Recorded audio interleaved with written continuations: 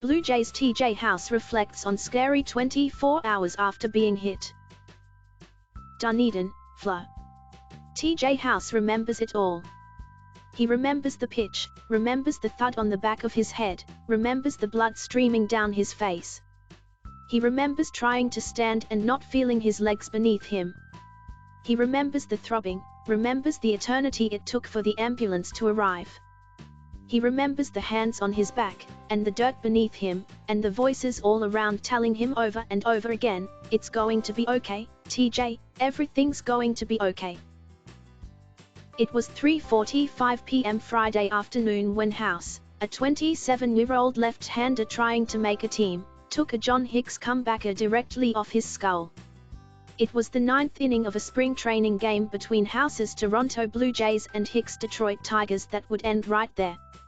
The ball hit House so hard it caromed straight up in the air. Tigers manager Brad Ausmus estimated the height at 30 feet, high enough that Blue Jays catcher Mike Ullman could camp under it and make a catch. House dropped. For a moment, he tried to get up. He dropped again. Players rushed over and trainers from both teams sprinted onto the field.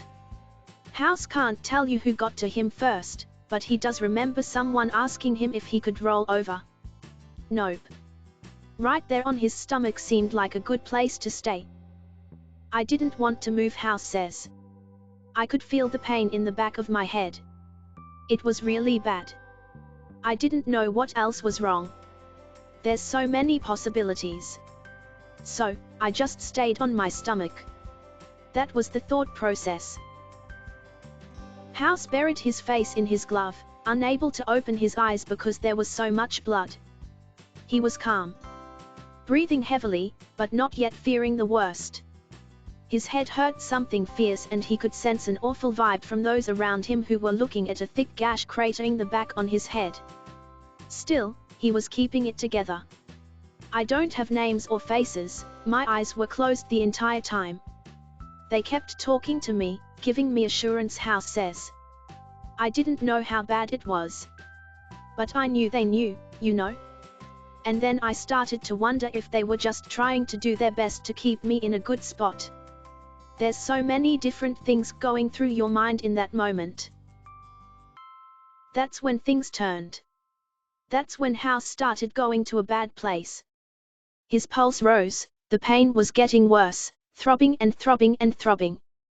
He stopped providing feedback to the trainers and medics attending to him and started making demands.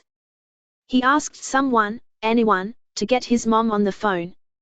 He had her number memorized. He started saying it out loud.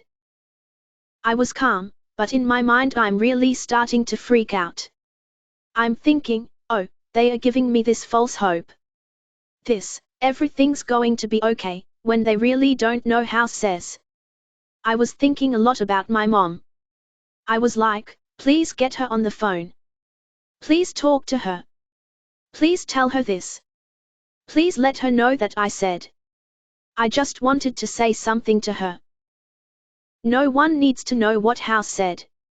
Only that his mom, Darlene, who was listening to the radio broadcast of the game while she was at work in Picayune, Miss, heard it. She stayed on the phone with whoever it was that called her the entire time House was on the ground. Mother and son spoke to one another through that intermediary.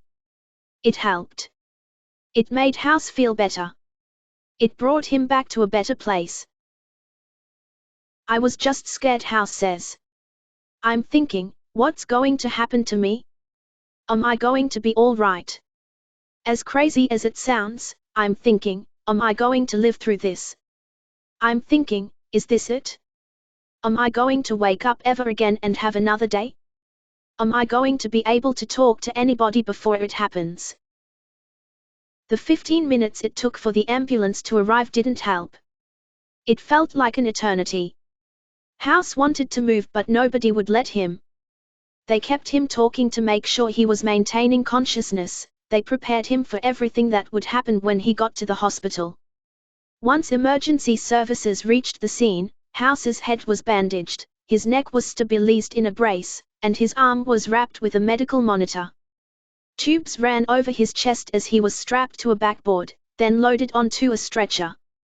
They picked him up and carried him away.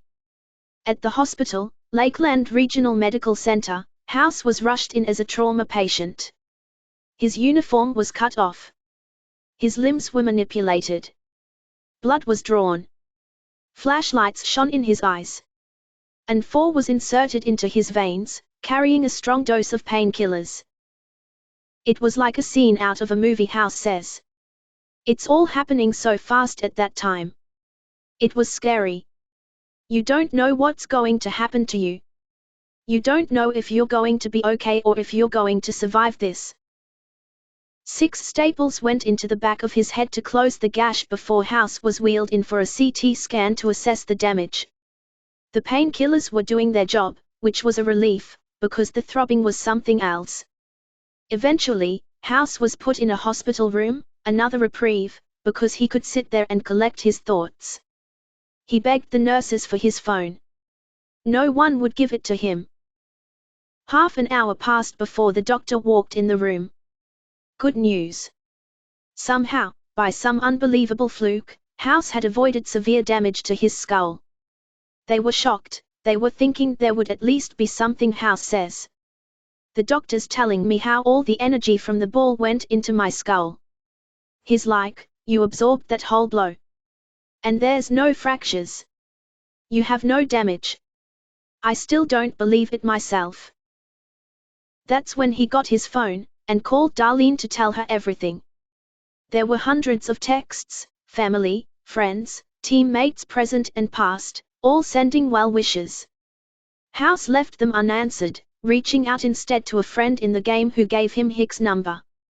He started composing a text. I just told him, don't let this affect your game. This was an accident. Don't let this hurt you. Go play baseball. I'll be back out there, House says. I just wanted him to know that I was okay. Look, it's difficult for him, too. I'm not the only one affected by this. He's affected, too. I wanted to make sure he was okay. It's not his fault. It wasn't intentional. It's not like he said, let me hit this right back at your head. It just happens. Things like this happen. I know the risk out there. Thanks a lot for watching. Please subscribe to our channel for daily videos.